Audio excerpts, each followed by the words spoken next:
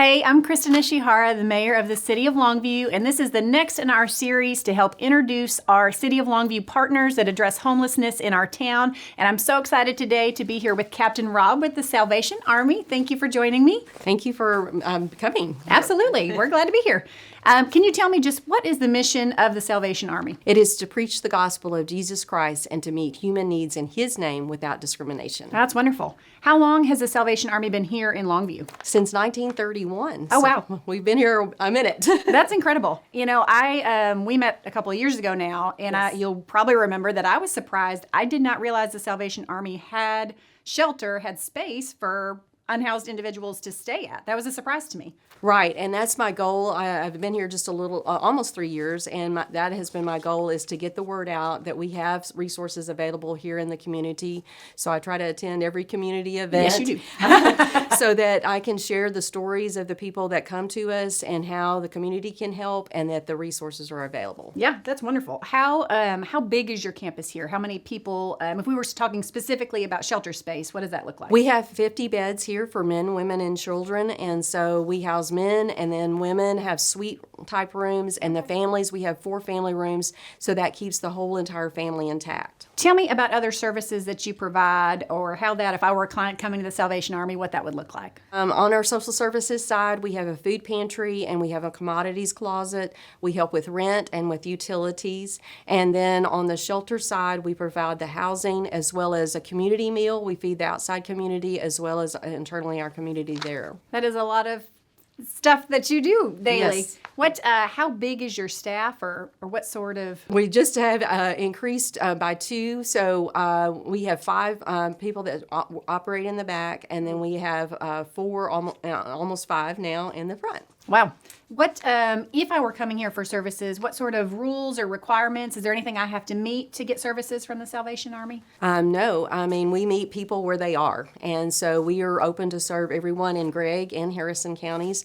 And so anybody from those surrounding areas. And if you happen to get here and you're not from from this area, we still serve you, but then also point you in the right direction for the food and the food pantry and the commodities closet. And as far as the shelter, we try to have an ID, but if you don't, we give you a couple of days to get one, and then we work through local resources to get that. Okay. How do you think people mostly hear about the Salvation Army? I think mainly they know about the Red Kettles, and they know about our Angel Tree program, which we did over 1,000 angels this last year. And so they hear about us through that. But coming to find resources, we're near the bus station and the train station, so they come to us from that area. Sometimes the police department drops them off. Sometimes the hospitals call. Sometimes social workers from different agencies will call and see if we have space available. Okay. Is there ever a time when you might need to turn somebody away? We don't like for them to be under the influence if their behavior warrants that they can't live in community. Sure. So if they, during the cold weather, we'll allow them to sleep it off. But we want people that are ready to move up and out, elevate up and out. That's our goal for them, for everybody to be successful. And so we meet them where they are. They might come to us with mental health issues or physical health issues, or not having a job or not having a car, and our goal is to help them find those resources. So we do intense case management with them and just do that wraparound approach where we look at them where they are and then evaluate and then help them set goals and reach those goals. That's wonderful. How long? Do you have a program? Is there a time frame? What's the average stay? So normally it's 90 days, but people come to us with all different situations. So some of them come to us having lost all their identification, so that's a process of getting that. Sometimes they come to us right out of the hospital and they need to get into a nursing or rehab care, and that takes a little bit longer to get them into those situations. So it just varies how they come to us. Some come to us having jobs, but they don't have a place to stay, so they're able to save up fairly quickly, and then they're able to move into their own housing. Is there any particular success story or anything that just comes to mind that you would want to share of something that you're proud of that the Salvation Army was able to participate in? Well, I mean, over the last year, we probably have had over a dozen families that have come to us or individuals. I'm thinking of a single dad with 4 children that came to us, and we admired him because he was a single dad taking care of all these kiddos. Mom was not doing what she needed to do. She had an addiction, and so she was not able to stay as a part of the family unit. But we got the kids in school, we got them into housing, and so they're thriving at this time. That's wonderful. Tell me about, in general, how many people you serve, or what's that kind of number look like? So on the front end of our resources that we handle with the food pantry and the commodities, we served over 3,700 people this last year. Wow. And a little over, almost 60% of those were new people to us. Oh. And so we see the need growing, that there's people coming to us that have not been here before. Mm-hmm. And then on the shelter side, we had over almost 11,000 nights of stay last year, and that was for 677 individuals. Wow. And about 50%, a little over 50% of those were new to us as well. And then we served almost 22,000 meals out of our community kitchen. Oh my goodness. So Yes, that's quite an impact. yes. What are there some ways that the City of Longview partners with you in that? I'm obviously here representing the city. Are there ways that we work together to make those things happen? Yes, there's a lot of different resources that we've utilized through the city. So POST, the Police Outreach Services team, we've had worked with them as far as getting identification for our clients, as well as recently we had an open CPS case, and so we relied on them for resources. We had a trafficking incident that they helped us with as well.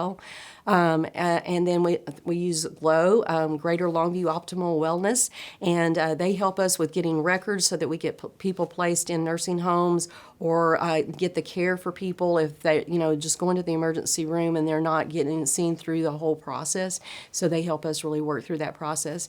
And then the library is a great resource because once our partner Newgate closes, for the day, then they have to go somewhere for a couple hours, and so the library provides that resources for them to look for jobs and just to hang out of the cool or out of the heat. Mm-hmm. Yeah, one thing I'm learning is that everybody kind of coordinates together. Yes. So if I were a client here at Salvation Army, I know I have to leave sometime in the morning. Yes. What time is that? At 7 a.m. Okay, and then I think a lot of people end up going to Newgate for Right. a meal. Right. And then when Newgate closes, a lot of people go to the library, which is open, computer stations, cooling or heating for people to be comfortable. So the city does provide, space for people to be during the day. Yes. And other entities provide other things. But I always think that's really neat to see people working together to meet that need. Well, all of the nonprofits know we have a limited amount of money, so we've got to stretch that dollars. Right. So what we do is we see what others are providing, and we try not to duplicate services. So we know Newgate provides breakfast and lunch, so we provide dinner. And so we see a lot of the same clients, and then we will call and ask them, about a particular client, or she'll call and ask us what's going on with them so that we can work together to get them the resources that they need. Yeah, that's wonderful. That's wonderful. Mm-hmm. How does the community as a whole support you? They've been awesome. I am a member of the Rotary, and so they have helped. Leadership Longview, I joined that group when I first got here, and so they've been very responsive. But our individual donors that come along and then provide the donations that we need, the volunteers, as a United Way agency, we have a United Way Day of Action, and so we have volunteers come out with different projects. So we have all projects always going on and always need volunteers. We are looking to devise an emergency disaster services team as well as a women's auxiliary. So we're looking for volunteers so that we can build those groups as well. Yeah, wonderful. Wonderful. How are you funded? So we're funded in many different ways. Of course, the Red Kettles that we ring bells at Christmas, that's our biggest fundraiser. And then we have a few grants, and then we send out a direct mail piece and donors donate to us. So those are the main ways that we are funded. Okay. And I do want to ask you, if someone's watching this and like me are just surprised that, oh gosh, Salvation Army does so much more than I thought they did. I had no idea. I should give them more than $5 in the Red Kettle every Christmas. What would you say? I know money's always an ask, but how could people better support you in Longview? That is one way that they can support us is through the donations as volunteers. We will have a Behind the Red Shield luncheon coming up soon, so log into our Facebook page and keep an eye out for that. And then we'll give you a tour of the facility, and then you can see different needs. We had a church that came through, and now they're doing our birthday celebrations for our clients, and we have 7 that'll be celebrating their birthdays at the end of this month. So Yeah, wonderful. And I think, such a great way to plug in is to come and meet you and see the need. And then, every person has individual skills or expertise that they can bring. They see a need, they want to fill it because they're there to fill it. Right. So, yeah, it's all about building relationships and working together. Yes. I appreciate you so much and all that the Salvation Army does. If there were one thing that you could tell people or something that I didn't ask you, what would you want people to know about the Salvation Army? The other thing that I forgot to mention is that we do send kids to camp, and so every summer they have a chance and opportunity to go to music camp and or just a regular camp where they can do horseback riding and swimming and feed the longhorns and all of that. We have a 1,200-acre camp near here, and so the kids are able to do that. So if anybody is interested in sending their kids, we can do that. Just come and see what the Salvation Army does, because I think a lot of people are unaware of all that's being done in the community. And just call our office. If we don't have the resources, then we have connections with others that do, and then we can refer. Tell me your personal story. Why do you do what you do?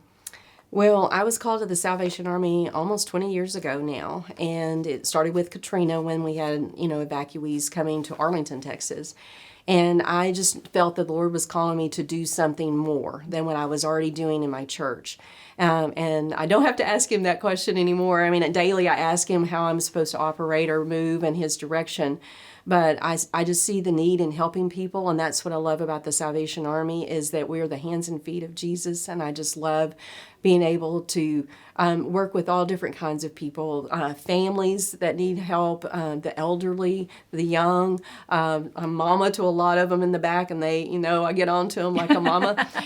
But I just love them, and I want the best for them. And so to see the transformation happen, we've had so many success stories calling, I got the job, or I'm moving into my own place.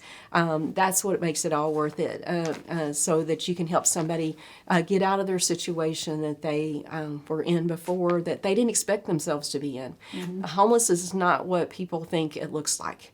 It's people from all different walks of life, and that's what I would love to tell the stories of different people that we have that have come through, and that's what you can hear, at our Lunch and Learns. Yeah, that's wonderful. And that's what we all need, one person to be our cheerleader, to believe in us, to give us just that little bit of help that we need so we can be on our way. So thank you for being that for people.